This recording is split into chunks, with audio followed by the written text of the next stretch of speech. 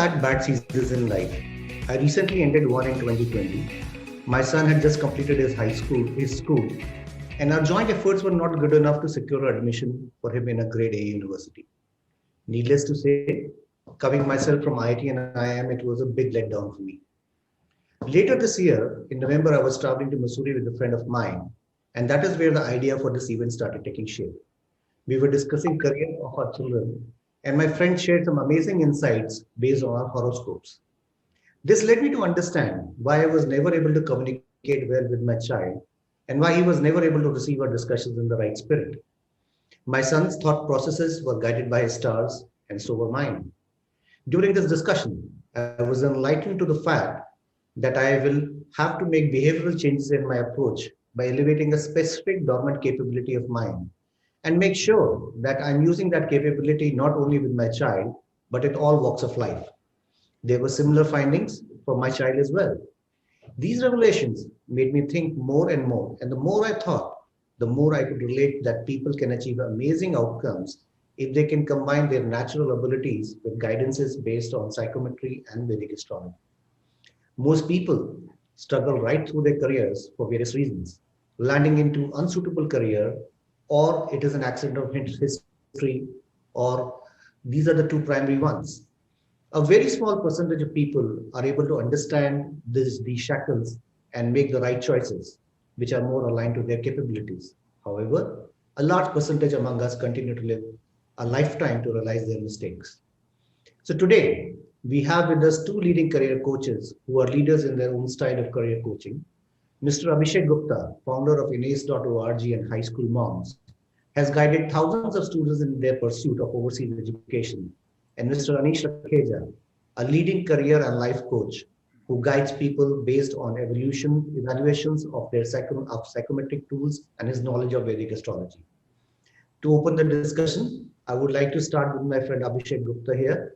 So Abhishek, based on your illustrious career and experiences as a career coach, what are some of the top concerns people have when they approach you for career guidance?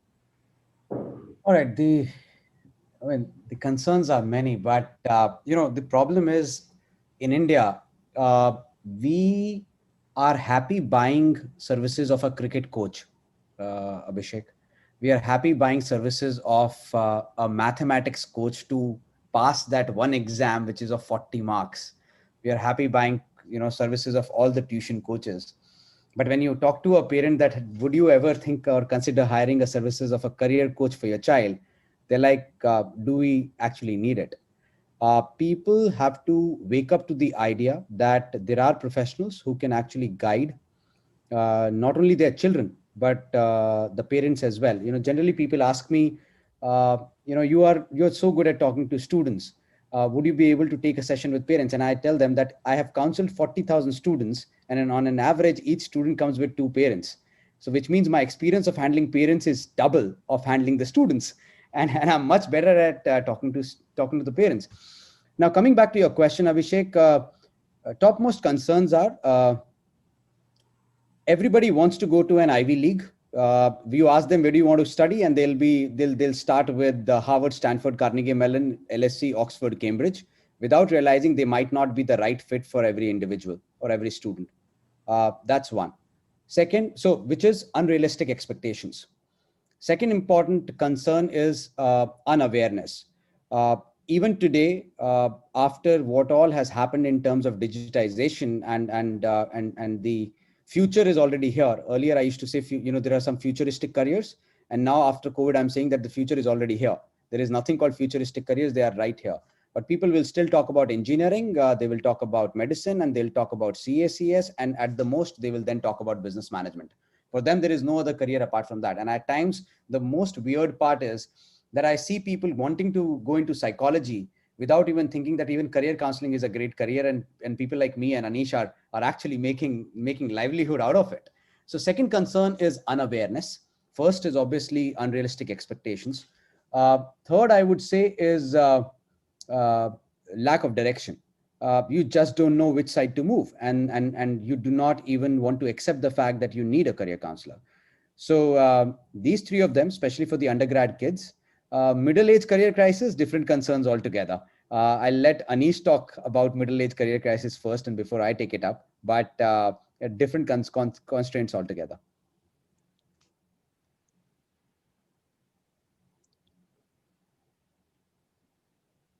You're on mute, Abhishek. Abhishek, you are muted. I'm sorry. Thank you, Abhishek, for giving this opening to this topic and the discussion. And now, Anish, moving on to you, a very important part of career guidance or career choices is analysis, assessment, and prediction, or even guidance.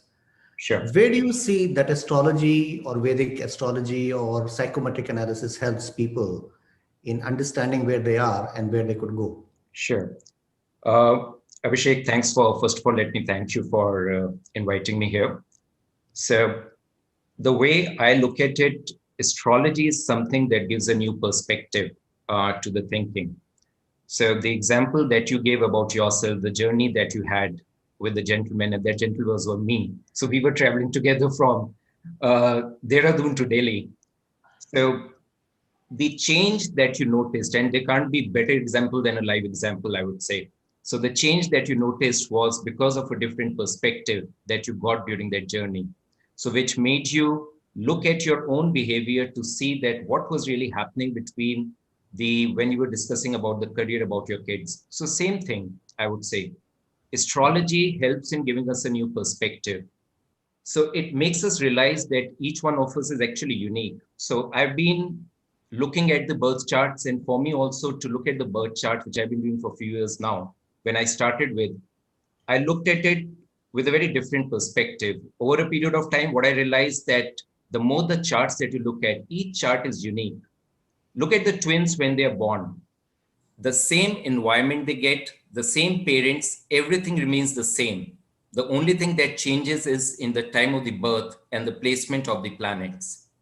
The behavior changes, the career changes. So it's the realization that apart from the effort, there can be a different perspective to looking at the career, different parameters that gets into the evaluation process. That realization itself is a big thing.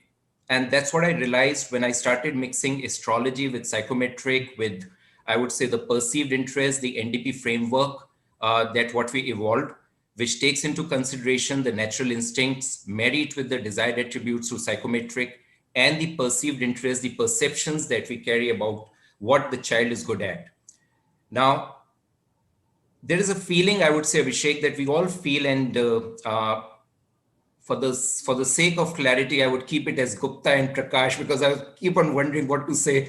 Abhishek and Abhishek, A and A, so how's it going to play out? So, okay, with your permission, I'm going to call you Prakash, and I'm going to refer to AG as Gupta. Is that okay?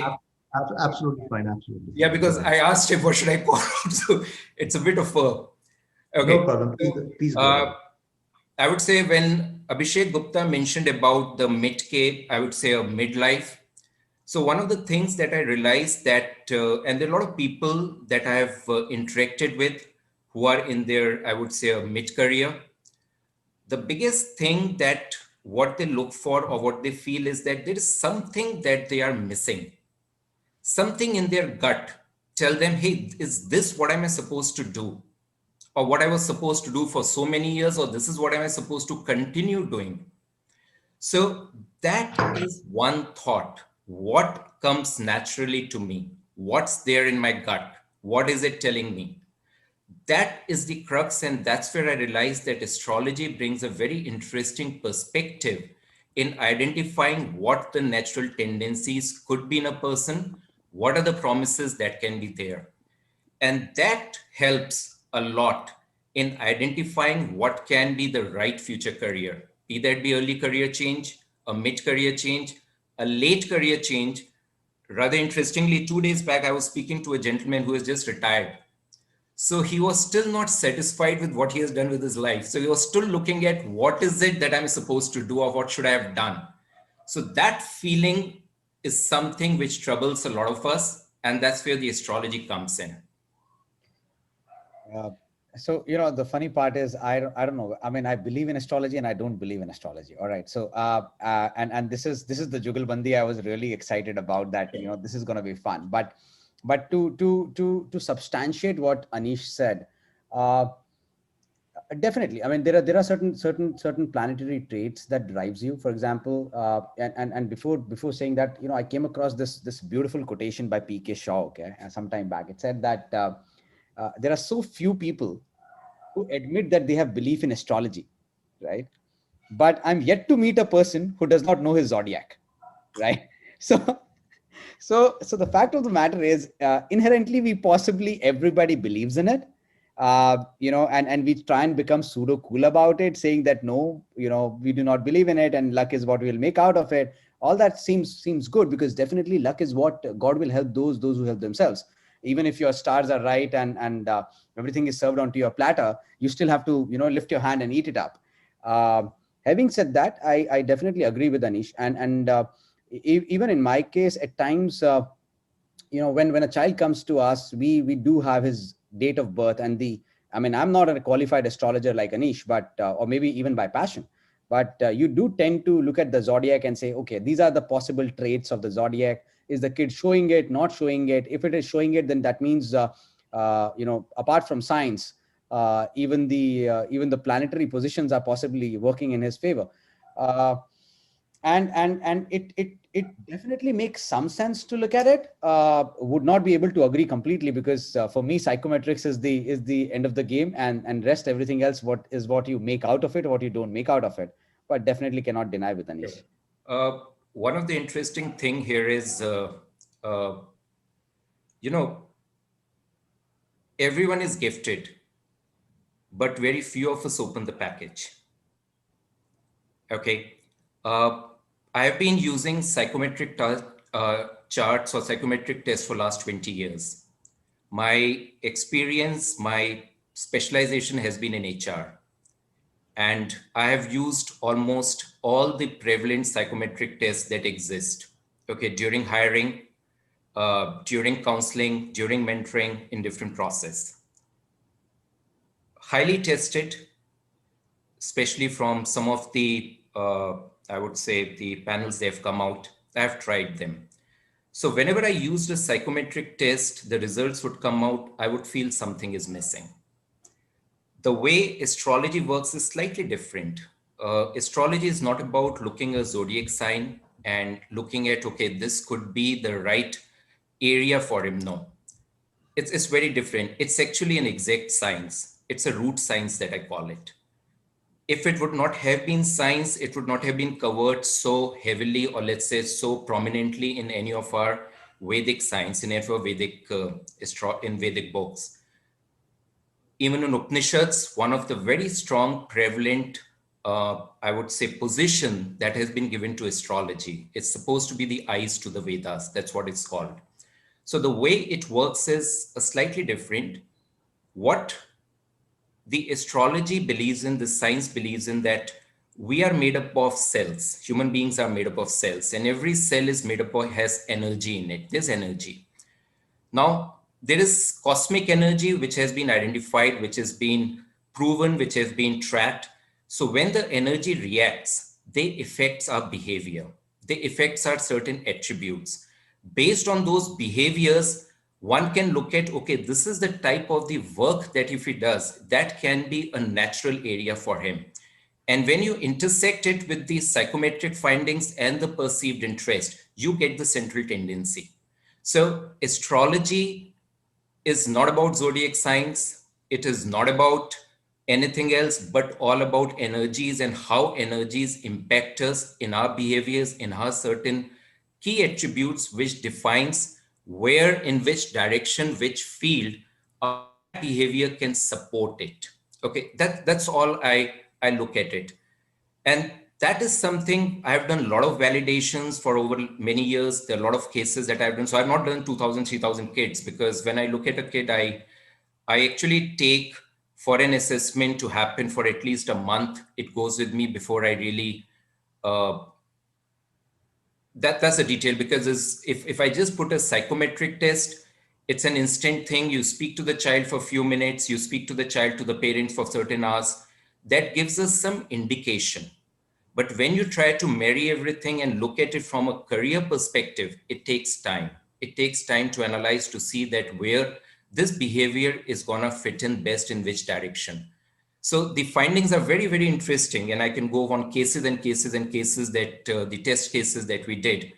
Even for me as an IITian, as a person who has done engineering and worked in a corporate sector, in the IT sector for more than 2 decades, to actually be into astrology, to believe into this science took me time. So a lot of cases I had to convince myself. When I was totally convinced, when I started looking at the intersection of these, the way the energy plays out. And the live example is Mr. Prakash during a short journey that we had together. So I can't have a better example than that. Over to you, Let me, Prakash. let me just ask Abhishek Gupta. Abhishek, you've been a career coach, career mentor, counselor for thousands of people. Okay. What is a typical age you believe in career selection when a person should start thinking of planning his career? It's at middle level or a high school level. And where actually should the first intervention of a career coach should happen in a child's life cycle? Right. I mean, that's an amazing question because, I'll break that question into two parts, Abhishek. The first is career counseling or a career advisory a knee-jerk reaction? Is it a point in time where it can be done and it cannot be done? So I refuse to agree with that because I think it is a process. Like Anish said that, he takes month to come up with the right analysis. It is a time-consuming process for any good counselor. It cannot be a knee-jerk reaction. So, what happens is a child might come to you in a high school, maybe grade 10 or 11,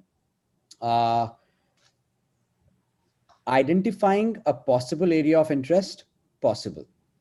Doing a psychometric analysis and relating it with the child's personality traits, relating it with the opportunities which the parents can create, because you can't suggest everything to everybody.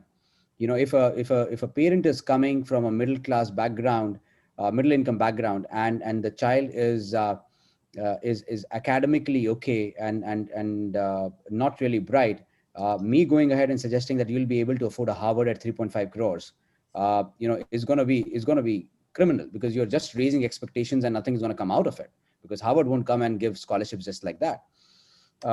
So career counseling for me is a 4-stage journey, and I'm sure Anish with his experience will also appreciate this. First is the exploration. Start exploring various ideas. Even when you look at stars, and Anish, I respect the work that you're doing. Did read something about you before coming into this, so respect went higher. I'm sure the fact of the matter is that a particular star and a particular zodiac, for that matter, or the particular positions of the trajectory, possibly would still throw 2, 3, 4 options, if not multiple, right? At least 2, 3, 4 options. Now, what is the best option? In that case, both any career counselor would say, let's start with exploration. Let's do a dipstick. Maybe an internship would help. Maybe doing a summer project in that particular domain would help for a child to understand. Then is engaging. So once you have explored, you start engaging. So we have explored 3 or 4 options. You start engaging 1 or 2 of them. And finally, the third stage comes where you start evaluating.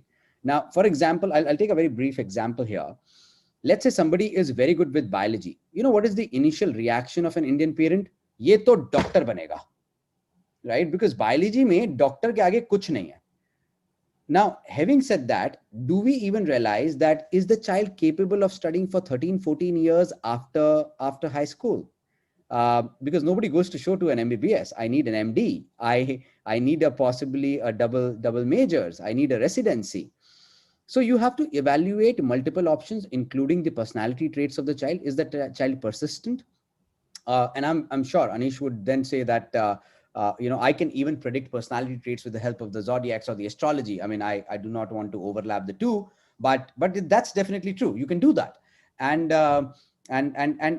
But you have to evaluate both in terms of the child's ability, a parent's possibility of creating opportunities. Each one of us can create opportunities for our own children in our own domain, yes, but with some certain limitations here and there. And finally is enhancing. So my 4 E's are exploration, engagement, evaluation, and enhancement. And finally, once you've identified, you start enhancing yourself skill sets into a particular domain. So for example, I am not a psychologist by profession, right? I did my business management. I did my executive management with you, Abhishek. And with business management background and being into career counseling, you just keep on adding yourself, you keep on enhancing your knowledge base and stuff like that. Now, the best time to come to a career coach, definitely in the high school. So the best time would be possibly grade 10, when you are at the cusp. I mean, at least till the time NEP is not launched, new education policy, we still are in the domain of medicine, non-medicine, and commerce and humanities, right? Once the new education policy comes up, then it's pretty broader and liberal education sets in. But till that time, grade 10 is the right time to come and start exploring. Grade 10 and 11 is for a lot of exploration, and grade 12 is to zero down. My only worry is, and my question, this counter question would be to Anish, because, and Anish, I'm definitely looking for an answer. It's not what that I'm trying to barge into Abhishek Prakash's role. My question is that while I do a lot of undergrad kids, you do a lot of undergrad kids, maybe middle-age career coaching as well. My sense is, and you can correct me if I'm wrong, my sense is that kids today would not need their masters, because the bachelors are becoming super specialized. and we did masters because BCom के बाद, BCom was so generic कि आगे कुछ करने को था ही नहीं, right? Today, the super specialization is already happening online on Udemy's and the Coursera's of the world. And these kids would not do masters. Second thing is that, people like you and me changed 5 jobs. These kids will change 5 careers. Honestly speaking, I mean, they're Generation Z. I mean, they cannot sit on Instagram, reduce the video size from 3 minutes to a minute because Instagram knew the kid's going to flip it over, man. So, in that case, when I talk to a student, I talk more about the broader approach, finding your calling in terms of a subject area, not just a niche particular career. I would ask somebody to study psychology. I would not go ahead and say that, hey, become a career counselor or a psychologist or a clinical psychologist. I'll definitely not do that. I'll just tell him that your focus should be on psychology and learning the life skills, and then find your own career, because these kids will definitely change 5 careers. So I think, Abhishek Prakash, to answer your question, career counseling is a process. It cannot be done at a point in time. Second, the best time to start would be, at least the exploration phase should start in grade 10. Nothing before Great. that. Abhishek Gupta, thanks for giving us this 4 E's of engagement, and also giving us an idea as to when a person should start planning his career. And we'll slowly move to, planning the middle level career and the midlife crisis and all that. So Anish, over to you. In the meanwhile, we also have a note that psychometric evaluation is the kind of a reflection of energies and the birth chart at the time of the birth. So they are pretty much related. So looking forward to you, the question to answer Abhishek Gupta's question. Yeah. And also to how to differentiate between astrology and psychometric readings. Okay. Let me first say this, that what Abhishek Gupta said about the 4 E's, that's beautifully put. That, to quite an extent, I would say, put the whole the career counseling process together. Now, I have a bit of a different view here on this, because, in whatever years that I have been into, I would say, interacting with people, interacting with parents, interacting with students, I have never once counseled a child, because child does not require counseling. It's the parents that require counseling, not the child. Child requires mentoring. There's a big difference. When we look at the process, and what Abhishek Gupta said about 10th is again very much true. But I would suggest, I would look at it, I try to get the parents involved if possible, even at a slightly earlier. So, and start counseling them, because it's the behavior of the parents that to quite an extent affects a child, his thinking, because the parents are the one that the child looks up to for the first at least 18 years of his life, if not 14. The years are coming down, but still I would say till 18, the effect is there. So of all the people, so my process, the way it starts is I don't even speak to a child initially. I want to speak to the parents. I want to understand what parents are thinking. And that's where it all starts. The counseling, and what Abhishek Gupta also said, that, yeah, the parents, or let's say we would look at having a cricket coach for years and years. We would spend a lot of money, but when it comes to career, we would even think about, do we need one? Look at counseling as a word. There is a problem, you go to a counsel. Okay, there is a counsel, whether it's a legal counsel, whether it's a marriage counseling. So all these processes are a long-term process. So here also, the parents need to reflect on this, think about this, that the who actually requires counseling. So once you have the parents have gone to that stage, that realization starts coming in. That is where the child needs to be engaged and to be mentored. So they need to go through a process of mentoring, to handhold them, to take them into through the different possibilities that exist. Now it's a paradox. Like in communication, the more communication tools that we have, the less connected we are. Same way, the more options that have been created due to opening up, the more chaos it has created in the mind. And more than in the mind of the child, in the mind of the parents, which affects the whole perception. So this game is continually playing on. So what is required right now, I would suggest, I would look at it, is for the kids, for the child to be mentored, to be provided that support, to be provided that scaffolding, so that the structure does not fall down early. Okay. Careers, yes, what Abhishek Gupta said is correct. Careers would change. We used to change job, they would change the careers. That is a fact that's going to happen. The challenge that I see, or the scare that I have, these changes of career that would happen should not result in they feeling a life which is empty. Okay, end of the day, that regret, okay, the whole life I have lived, is this what I was supposed to do? So the answer, the early that they are able to get about this, at least the realization, the thought process, I mean, it has gone to that extent. Forget about 10, 15 years. A few days back, there was a chap who had come to my place, and he had come to sell me some services. So we started talking, we started chatting. With a few minutes of chatting, this guy was actually crying. There were tears in his eyes, actually crying. He says, "Sir, it's been a year and a half that I'm doing the job. I don't know what to do with my life. Is this what am I supposed to do for the whole of my life? I don't know. I feel like just changing now. Change and change and change. Till when?"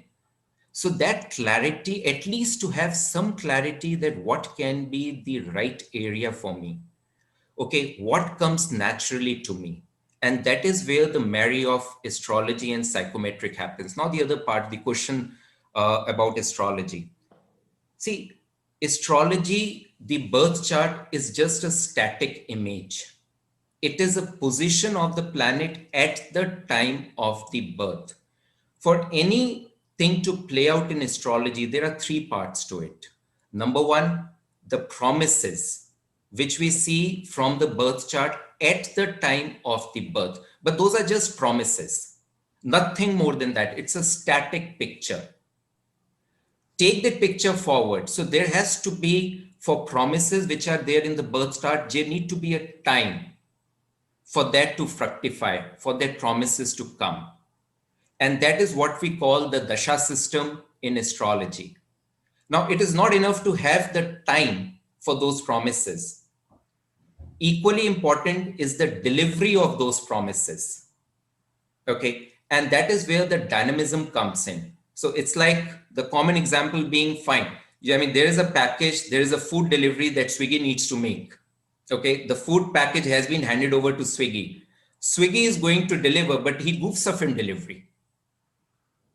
So it's the transits that comes into play, that the package which has been prepared, the promises in the birth chart, the timing of those, the delivery needs to happen, which is into the transit. So it's a very dynamic process. It's not something which is static.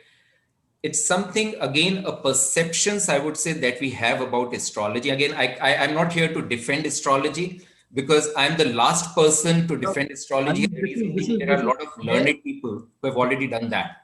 Yeah, Abhishek, sorry, you're saying something. Very strong point in this discussion that we're having, that the whole premises of looking at career option, investments, business decisions, investment decisions, not necessarily that knowledge of your astrology will make a very significant difference in the outcome. But the chances are that if you are able to understand these promises, the time of delivery and the vehicle of delivery better, the outcome may slightly vary from the one which you would have gone into it without planning. Okay. So for a couple of in the chat window, there's some interesting discussions happening on how astrology is different from psychometry. So I think this is the answer to it, that, there are three pillars of astrology, which are promises, the dasha, and the transit. The promises are the static picture, which is available to an astrologer or to a person at the time of his birth, a cosmic alignment and of the constellation at that time, the representation of energies at that time. And that defines the various phases of his life, how the various dashas are going to be, the good, the bad, the ugly phases of the life are going to move. And if there is a good phase, he needs a Swiggy. He needs a Swiggy to be carrying that package and deliver it to it. And at times he might be going through a bad phase where Swiggy is also absent. So that also may turn out to be a good thing. So this is a very simple way of understanding how these aspects can be taken. Sorry, I'll just add something to this. We sometimes give an example. It's like playing cards. Okay, so there is a dealt card. There's a hand that you have. Now you cannot change your hand. The hand is a dealt card. Okay, you cannot change it. What you can do is you play it wisely, and you don't play it blind. The eyes to those cards is astrology that helps you to play your card more effectively. Okay, so that you're more aware. That's all it is. It does not make you fatalist. I've heard about multiple discussions. Oh, if I know what's going to hold for me in the future, then why should I do any action? Now, there are such comments that would come in, which is less said the better about those comments, because astrology never ever makes you fatalist. It just helps you to have a glimpses so that you can play your life cards, your cards better. And when you marry it, you get a certain direction, and that direction is more, you're becoming more aware about it. That's all to it. I don't believe nothing else beyond that. So I think Abhishek, go ahead, please. दोहा याद आ गया तो उसको अर्ज करूंगा यहाँ पे. It might relate to astrology. For me, it relates to science, and like you said, astrology is also a pure science. The root science. So could work for it. So क्या होता है कि हम लोग मेहनत बहुत करते हैं. हम मेहनत करे जा रहे हैं, रिजल्ट नहीं आ रहा. Now if you go to Anish would say, let's read the charts, because that's his domain. I mean, he can possibly guide after looking at the charts, and it could be a make or break guidance for somebody's life. If somebody comes to me, I would say, boss, let's look at the science. Are you doing the right thing at the right time? Okay. So उसके ऊपर धुआ है कि धीरे धीरे रे मना, धीरे सब कुछ होए, माली सींचे 100 घड़ा, ऋतु आए फल होए. सो अब बंदा तो बोल रहा है कि यार मैं दिसंबर के महीने में 100 घड़े पानी डाल दिया और खाद भी डाल दी और फल नहीं आ रहा. अरे भाई, फल कैसे आएगा? वो आम का पेड़ था और उसको वरदान है कि उसको सितंबर से लेकर के फरवरी तक तुमको उसको छुओगे भी नहीं, और फरवरी में उस पर थोड़ा सा ध्यान दोगे तो वो मार्च में फल दे देगा. So the time also matters. Yes. But then you also have to understand that a lot is supposed to be now discussed in terms of, and possibly, my role and Anish's role has become far more critical in 2020, because till now the changes were happening, they were visible, but they were not radical. Today in 2020, disruption has happened because of digitization. We are talking about COVID. What we are not talking about is what COVID has done good to us. It has lifted the curve higher. Who thought that, people like you and me will be sharing the same apartment day in and day out, and that apartment is called Zoom. We are practically roommates, right?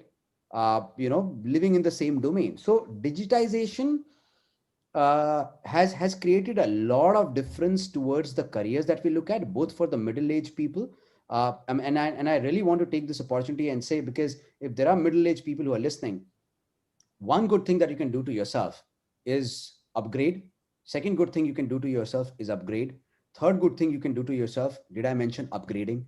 Right? Please upgrade, because you badly need to. So Abhishek, there is a very interesting discussion again happening on the chat window.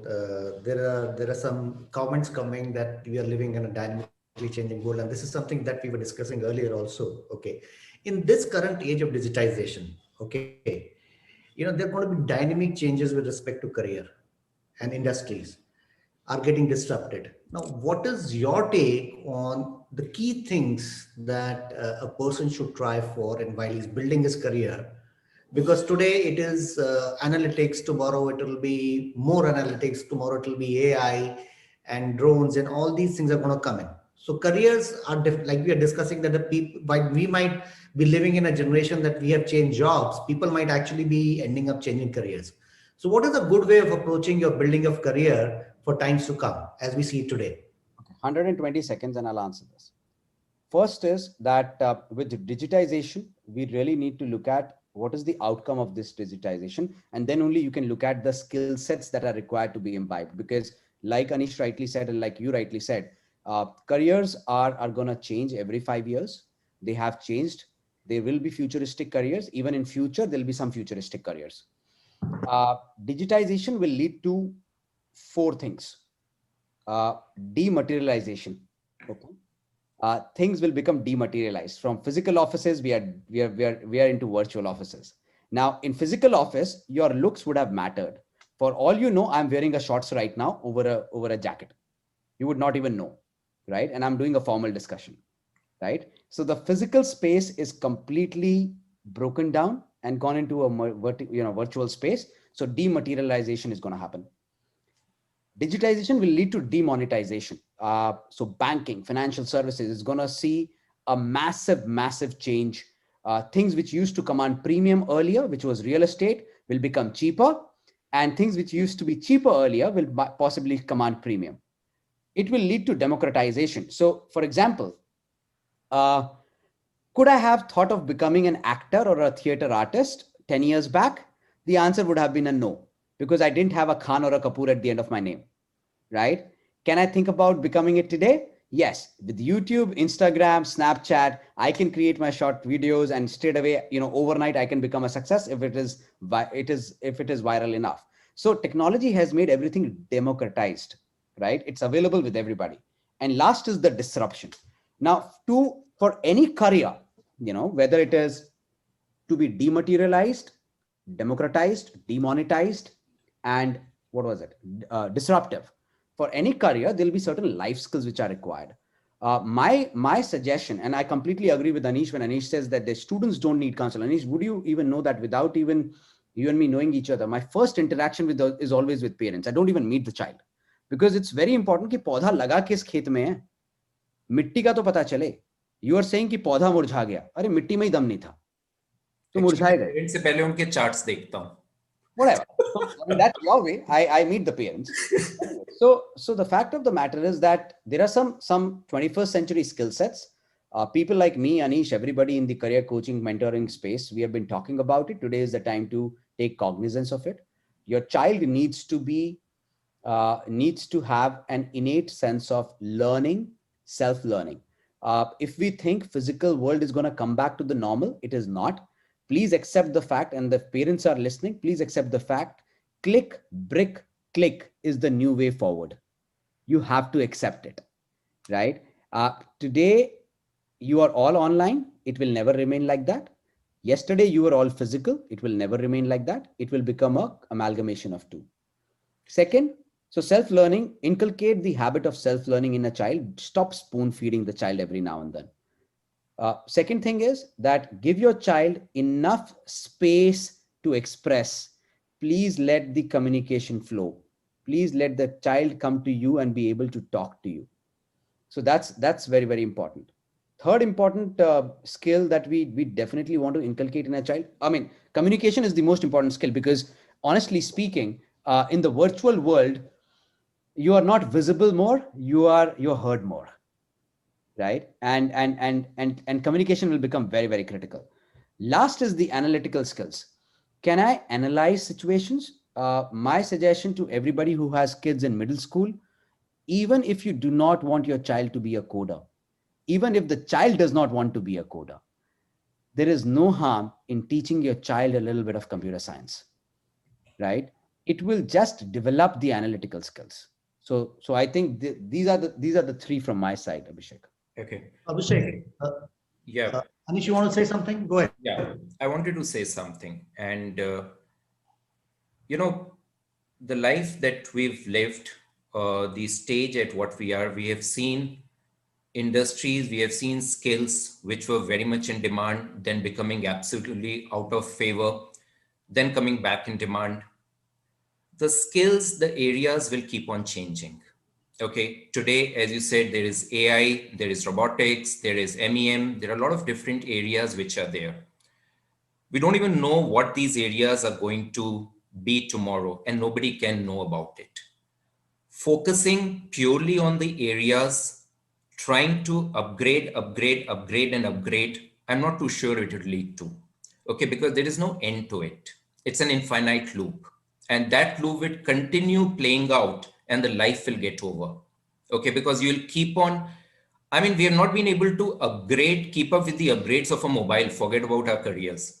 So the upgrades are gonna be, if we are just chasing the upgrades, I don't think the life is gonna play out. The career is gonna play out. That's not the way the career should play out. The career needs to be more thought about in terms of what is it that we are looking to do in life. That is the mentoring process. That is the coaching process. If we say that, okay, these are the skills that are required for tomorrow, we don't even know how quickly that tomorrow is going to come, that tomorrow is today, and that tomorrow may actually become yesterday. So these things will continue happening. What is required is in my opinion, is a slightly different approach here. Instead of purely focusing on the skills and upgrade all the time, one really needs to think about that what is it that the play is going to be in the life, okay, in terms of the career. Okay, what is it that we are looking here to fulfill?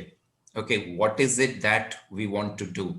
So the discussion needs to happen at a slightly more deeper level than just at the level of changing us. Yeah, the change will happen. The industry will make people change. It is bound to happen. Change or perish. Yeah, I mean, we've heard different types of quotes all the time from all the leaders.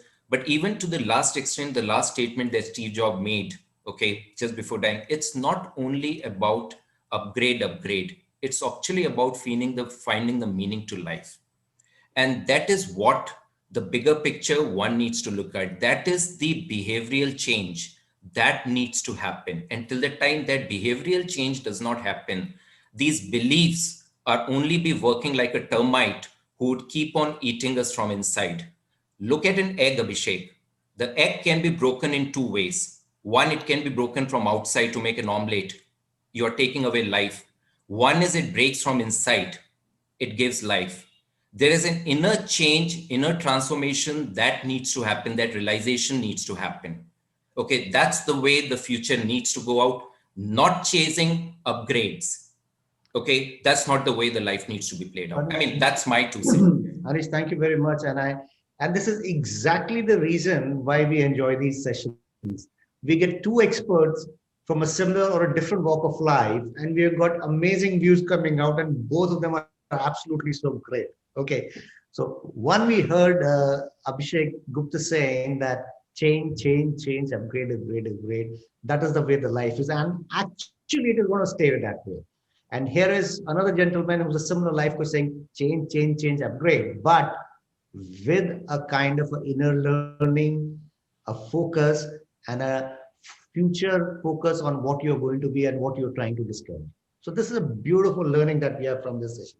Abhishek, Now, Abhishek, I would like to yeah, go ahead. back Anish here, simply because Anish, I wrote a poem some time back. I do a lot of poetry. Sir इसके बाद हम भी आपको एक सुनाएंगे. Done. So उसकी 2 पंक्तियां सुनाता हूं आपको. चलिए बोलिए. सपनों का कोई दोष नहीं है, सपनों का कोई दोष नहीं है, सपनों को बुलंद तू कर. सपनों का कोई दोष नहीं है, सपनों को बुलंद तू कर. चिंता मत कर, चिंतन कर तू, कल को अपने वश में कर. So don't worry but think. So ladies and gentlemen, let me put it on record. I'm backing Anish when he says that there has to be a meaning to life. There has to be a point in time where you should understand that where are you leading? What is your calling? Is this giving you inner happiness? Because if you're upgrading, when I say upgrade, I mean that you need to, and this is true for, and I'll still back it up, that it is true for all the kids. Your graduation will define what you start with, but your upgradation will define where you end up with, right? So that's something I really want to tell you. But I do not want to take away the fact when Anish said that there has to be a true happiness and a true sense of calling to life. Now, it could be your family, it could be your friends, it could be travel, it could be learning, it could be anything. So do that, but don't worry. I mean, hear it from us. We never thought, I am sure Anish would also have not thought, I never thought that I would become a career counselor. I never thought that I would possibly end up into a role of mentoring kids, right?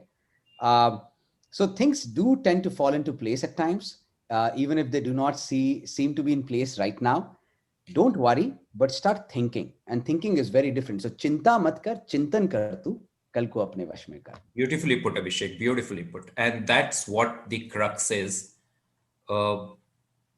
One really needs in this, the way the life is changing, the way the uncertainties are coming in, which is becoming actually the certainty in life, these uncertainties. We really need to do a more of an introspection. Okay. And with those introspection would come the realizations. And those realizations is the way the life would pan out. I'm a very firm follower of Gita, Bhagavad Gita.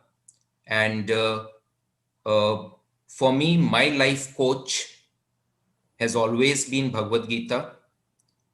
And there is a shlok in chapter 18.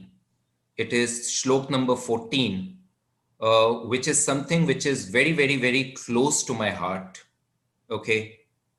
It's adhishthanam tatha karta, karanam cha prithak vidham, vividasht prithak cheshta, devam chaivatr panchamam. I'll translate it. For action, what defines an action? Karm kya hota hai? Karm require 5 things. 1, adhishtan, which is a body. Number 2, karta, a doer. Number 3, karan, equipments. Number 4, cheshta, effort, because nothing can happen if there is no effort. But of all these 4, there is also a 5th element, which is devam, which is sanskar, which is sanchit karm, which is the way it is one of an input criteria. The introspection on all these 5 points when you do it, what defines a karm. Okay. And that karm, because the way it works out, your actions are something which defines your behavior. Your behavior results into action.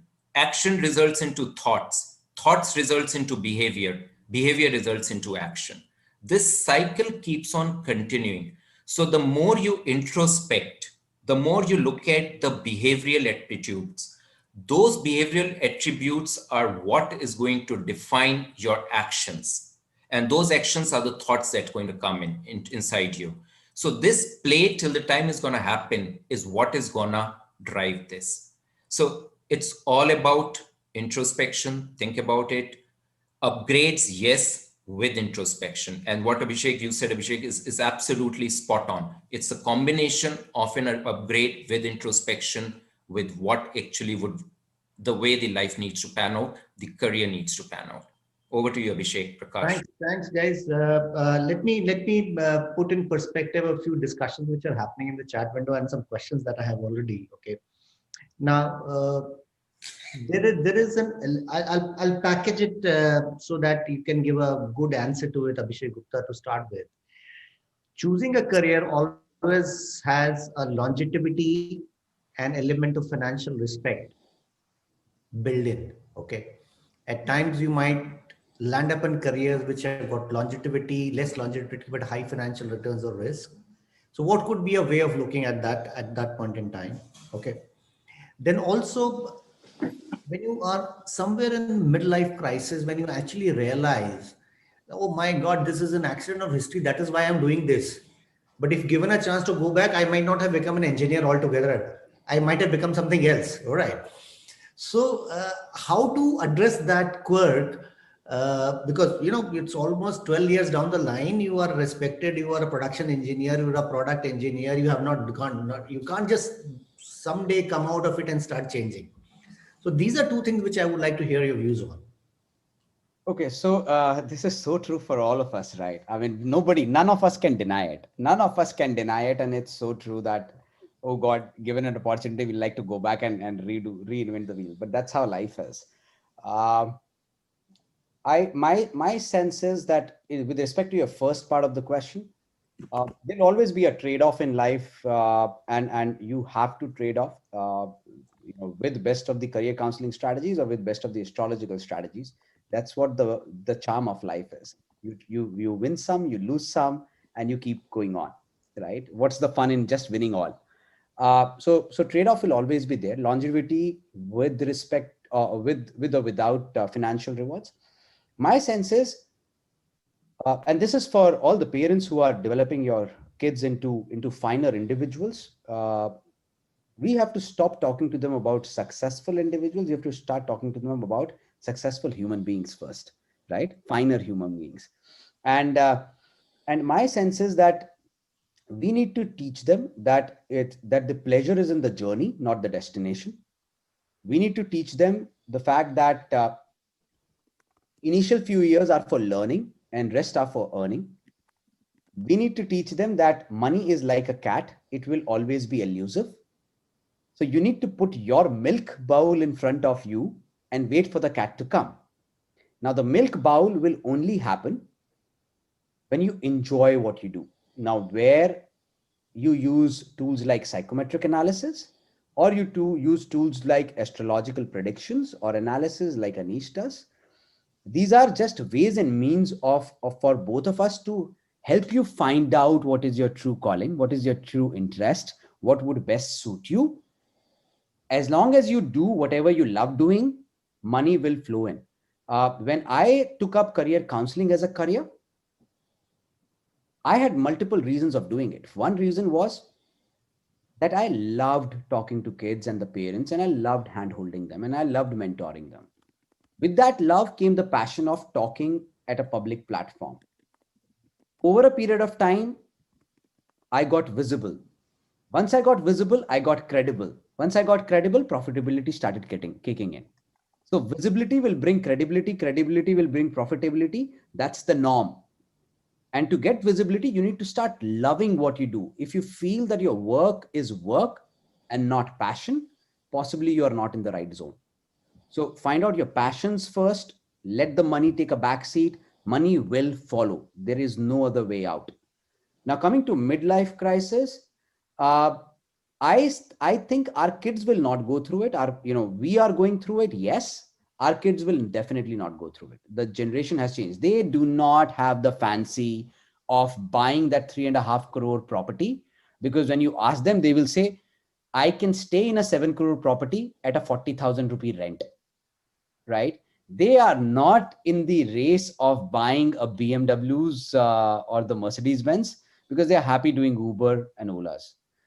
They are the traveling generation. They'll be happy spending 10 lakh rupees on a Royal Caribbean cruise than buying a property worth 10 lakhs. So I think these problems will not be there for our kids if they, for some of us these problems exist because of wrong choices, or maybe because of no other options.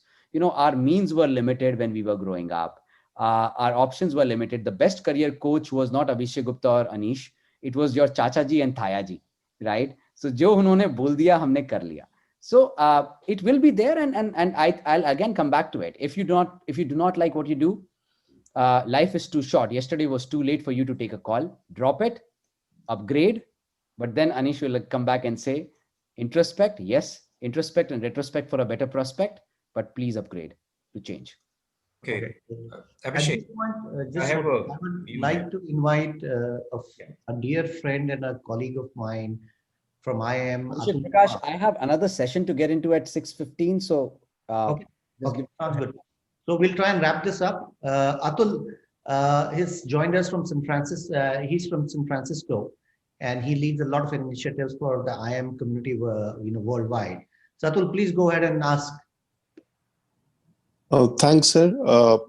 So my a very important and relevant comments that purpose and meaning are very, very important. My comment here was related to digitization, globalization. So in the new digital world, and COVID-19 has shown us to us that companies can operate, startups can operate without having any offices. So what is your take on that? We all need to be more global, more digital, and also more local. So even though we want to be connected from San Francisco to Ahmedabad, but we also have to be connected to the local community in the Vastrapur Ilaka. What are we doing for the local community, the Juggi workers there? So both the aspects, in my view, are important.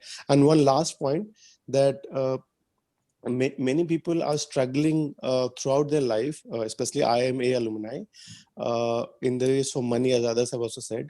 But this, how do we ensure that people, our students, also get some session and also that freedom, that there's no harm pursuing your meaning? Doesn't matter whether how much money you make, but that meaning and purpose is more important, and more importantly, even contribution back to the society. So just wanted to. Atul, let me take this to start with Abhishek's permission. Yeah, please go ahead. The whole process that what we're talking about, it's the counseling. See, the kids are very enlightened these days. They know more than what we give them credit for. They are very, very enlightened. Absolutely. They are quite updated. They know, if given a freedom, if given a space, it's the counseling of the parents. And I repeat myself again here. That is what is required. They need to be made aware that the kids are bright. They are brighter than what we were. They are far more aware than what we were at their age. Okay. Give them the freedom, give them the space, give them time to explore. Okay. The parents need to realize that they need to be counseled. Okay. To let their kids, they need to start the work that what we are doing for the kids as being a mentor. Parents need to start putting that hat of being a mentor, okay, for their kids. That's what is required. Okay. If they start doing that, if they start looking at in that perspective, start giving space and start trusting. I understand how to trust an 18-year-old or a 19-year-old to take an important career decision. Be there. Define loose boundaries there. Now, look at my hand. If I just clasp it hard and I try to take out these two fingers here, it would start coming together again. We're not letting it go. Let it loose. Let those controls be loose. That's what is required for the parents to do. And you would see a marked difference in terms of the confidence, in terms of the growth. The kids would be far more open. One of the biggest problem, I would not say problem, I would say the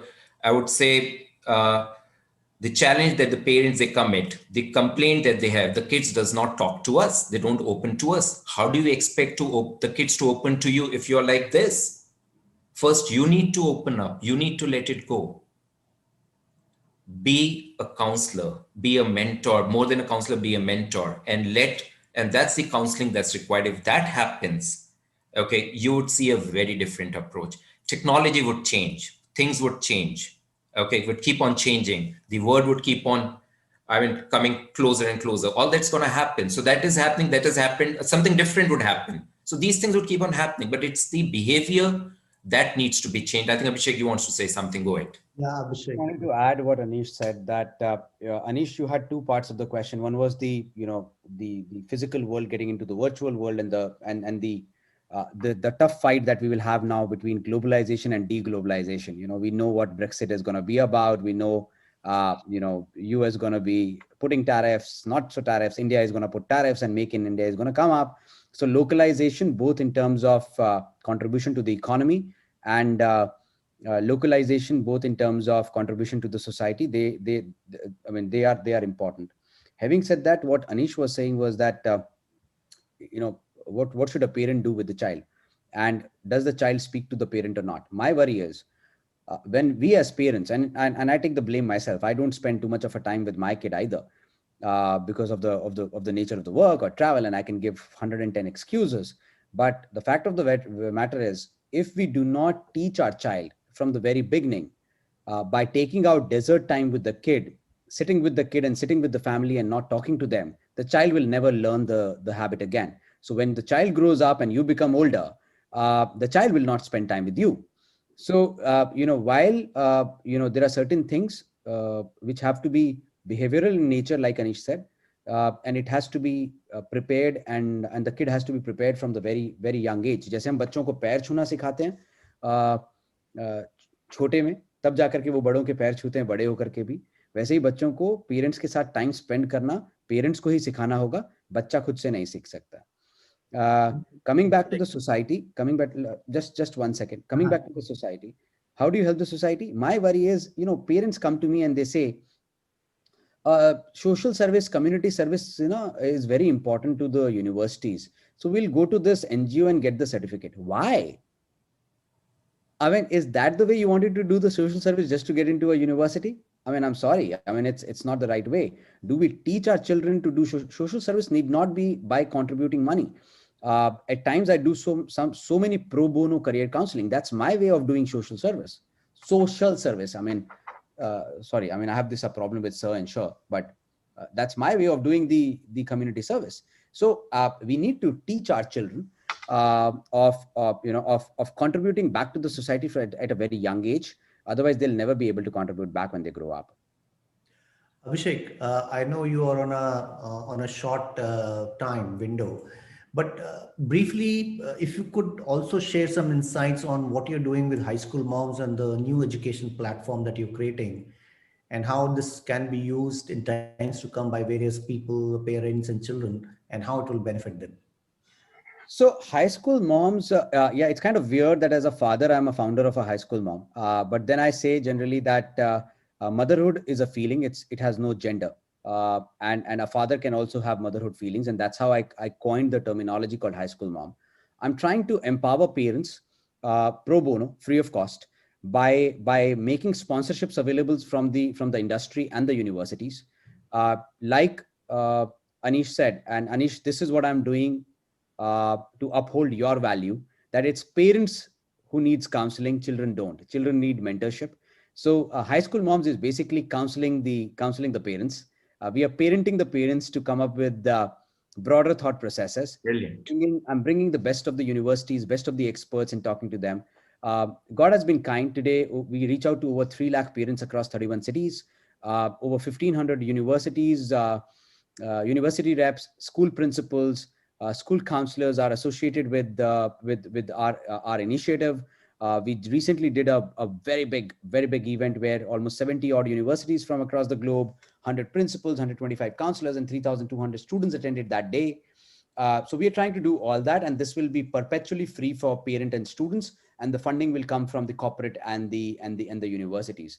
In the other part of high school moms, so we have two sides. One is a parent-facing side, जहाँ पे हम parents को empower कर रहे हैं, and the other side is called International Alliance of Counselors and Educators, where we are connecting the educators, because I think जैसे वो जैकी श्रॉफ बोलता है ना कि तुम ही तुम हो तो क्या तुम हो और हम ही हम हैं तो क्या हम हैं. So it is important that we bring everybody together, and each one of us in our own sweet and small manner contributes back, So our tagline is empowering parents and engaging educators. That's what I'm trying to do. Thank you, Abhishek. Thank you. I'll take your leave, guys. Thank you so much, Abhishek Prakash, for having me here. This was a wonderful, wonderful session, and I hope your audience enjoyed it. Thank you, Anish. It was lovely having that. Here, Abhishek. Thanks. And little bit of nagging here and there between you and me, but amazing job done. Thank you. That was the idea. Thank you. Bye-bye. Thanks, guys. Thank you, team. I think Abhishek Gupta had another session to join at 6:15, and he had to leave us a little early. But let's quickly open this up for a few questions and answers so that we can go through some observations, and then post that we'll close this discussion. So please feel free to put your question in the chat window, and I'll be happy to pop it up to Anish and see how he responds to them.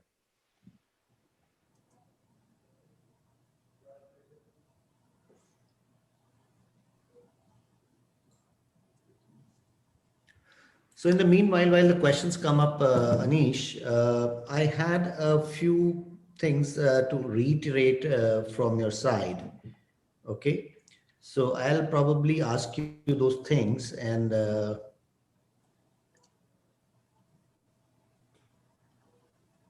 so you've already said about this. But why in recent times the career guidance, the questions about career guidance, the need of career guidance is, kind of coming up so heavily? I'm sorry, Abhishek, can you repeat the question for me, please? Why in the recent times there is a higher need or a significant increase in career guidance requirements? Sure. I think we've already discussed on that, Abhishek. And I said that at the core lies the paradox. Like we have these the more the communication devices that we are having, the lesser that we are in touch with each other. So same way, the more that the options are coming in, so there is a dire need for an external help to figure out the different areas that's there. Because at the core, what I'm realizing and what I've realized when we interact with the parents for their child, that there is an inherent in the mind of the parent that my child may be left out of something which he's supposed to do. So he may be left out of the race. In the people who are pursuing the career, whether it's a midlife or let's say they've been into the career for a few years or maybe for a few decades, it's that fear, is this what am I supposed to do? Okay, is this what my life was supposed to pan out? Okay, this is the way it was supposed to play out. Now, that feeling of having something missing is what is driving more and more people to the career guidance. And I definitely believe this is something that needs to be done for the kids at much early level. The mentoring process needs to start, the counseling with the parents need to start. And even for the people who are into the career, introspection is where they are heading for. Is this what they are supposed to do? Is this what should have come naturally to them? That realization, that introspection with an external help is something what we at Crescon is trying to do that. So we don't do 20,000, 10,000, 5,000 numbers. For us, every person, every individual, every kid is important. They're not numbers for us. They're not the numbers on the balance sheet for us. So every kid that gets attached, that we take on board, get attached with us, it's a long process of mentoring over the years. Okay. So we would do very few numbers, but for every person, we would know their name. Every child, we would know their name, what they are up to, what they were doing earlier, and what they are thinking. So my suggestion to the parents are, again, it's a request. Don't let your child be a number. Okay, for anyone. They are very precious. It is, every child is an individual. As an individual, when you're getting the career guidance, it needs to be over a period of time. It cannot be an instant, just a report based. So you would see more and more career guidance coming in, the more this realization would set in, Abhishek. Great. Thank you, Anish. So let's try and complete this session with some wrapping up comments. Sure. And I will be putting on screen the contact information of all the three speakers. So should anyone post the event would like to get in touch, they can get directly for any advices if they're required. So we started with the question on career planning, career counseling. Is there a need of doing it? And if there's a need, is astrology going to play a part on it? And through the entire discussion, we went through a few things which I'll highlight. We said that this is not a point in time exercise. It is a continuous exercise and one should do it continuously. We said that the right time to start planning your career is somewhere in around class 10. And there are 4 stages of this journey: exploration, engaging, evaluating, and enhancing. Another key point which came out was parents require counseling, child requires mentoring. And career planning is a very good thing, but people need to discover about what they are made for and what meaning they need to find in life. Everything else will follow. So I will kind of also add to this about astrology, that astrology and psychometric sciences are complementary. Astrology has 3 aspects: the promises, the dashas, and the delivery boys. And all of these have to sink in for making good or bad for a person. But of course, a knowledge of little bit about how your constellations were or how they're going to be in the future is going to be of great help to anybody who's planning his career moves. So thank you very much for joining. What I will do is I will share my screen so that I can you can see what is the contact information. Let me know if you're able to see my screen. Is my screen visible now? Hello? Your screen is visible. You are visible, my friend. I am visible, okay. Your screen is not visible. So let's close this. But if there are any further questions, we'll take them. Any questions? I see a chat box from Manisha Sachdeva asking to check the astral chart for a particular date.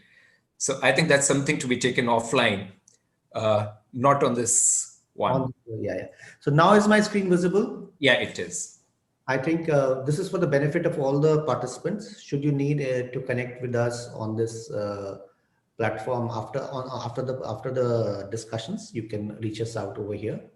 And I would like to thank the IIM Indore Alumni Association for giving us this opportunity to speak with the audience under the ages. And it has been a really learning, wonderful session for all of us. And thank you very much for the same. Really appreciate. Yeah. Manisha, I would suggest we can touch base on this offline. The question that you have, we can take it offline. So you can feel free to give me a call, connect with me, and we can talk about that later.